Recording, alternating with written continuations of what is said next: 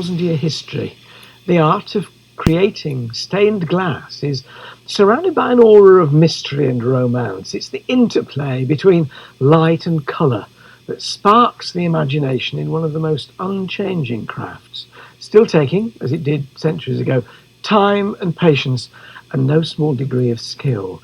Joining me now to share her craft is artist Shelagh Davies. Shelagh, welcome. How long have you been making stained glass? About 20 years.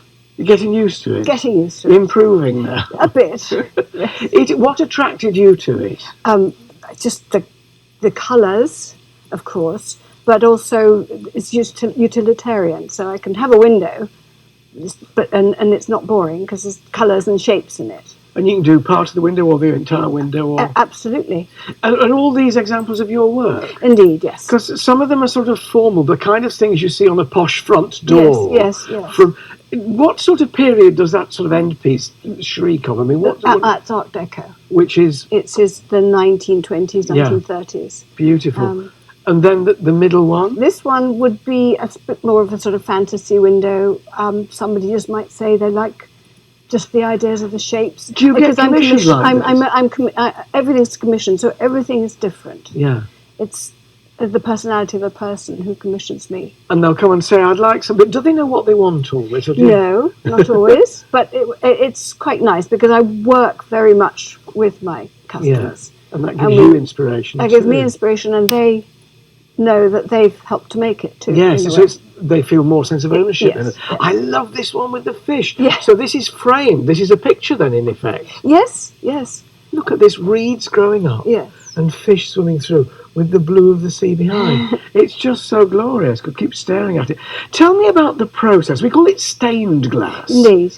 Is it stained? Is that a silly question? The staining is part of making the colour. And that's used something called silver stain, but it ends up being gold colours and this sort of amber colour. Amber colour. There's another little panel here. Let me hold that up. I don't know whether I can give you a decent background for that. Can you see that? Isn't that gorgeous? I get the chain out of the way. There's a little sailing boat and a lighthouse, and it's just beautiful.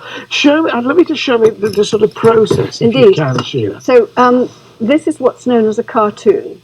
Right. And that's a pattern that I've designed and made. Right. And it's a bit like a jigsaw, you see, because it's got all these different pieces. And you mark what each colour on the pieces? I do, yes. So that you can see there are numbers here. Yeah. Where I've used those. And this is the lead. I'll show you about the glass in a second. You've got to be a bit of a plumber as well. You do indeed. And I've had to do soldering and that sort of thing. But do you see the lead's like an H on its side?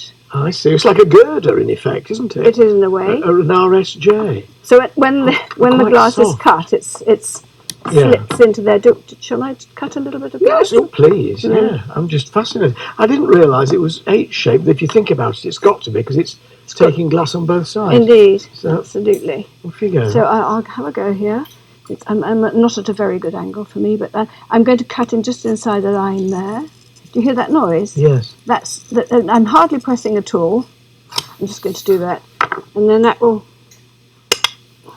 Look at that. I used to watch my dad was a plumber. Well, so I've seen he him. and I have done lead together. So I'm cutting that bit there. Right. So then I'm going to go like this. We're making it very difficult for you, doing it in these circumstances, but... It's fine. And I'm just seeing you use a glass cutter that way, because I've always pulled it. Yeah. You're pushing it, in effect. And I make sure that fits there. And so it's just putting together jigsaw. Yeah. So you cut your pieces. Mm-hmm. What comes next? Well, this line here, can you think, is the inside of the lead. Right. So what would come next is, I'm doing this very quickly, but what would come next is, I would slip that into the Yeah. There we are. And I would then cut that lead in two places, there and there. Yeah. So that's cut. Do you want me to do it? Just show us that, and then describe what happens after that. How to make a stained glass window in a couple of minutes. It's a big ask, isn't it, really?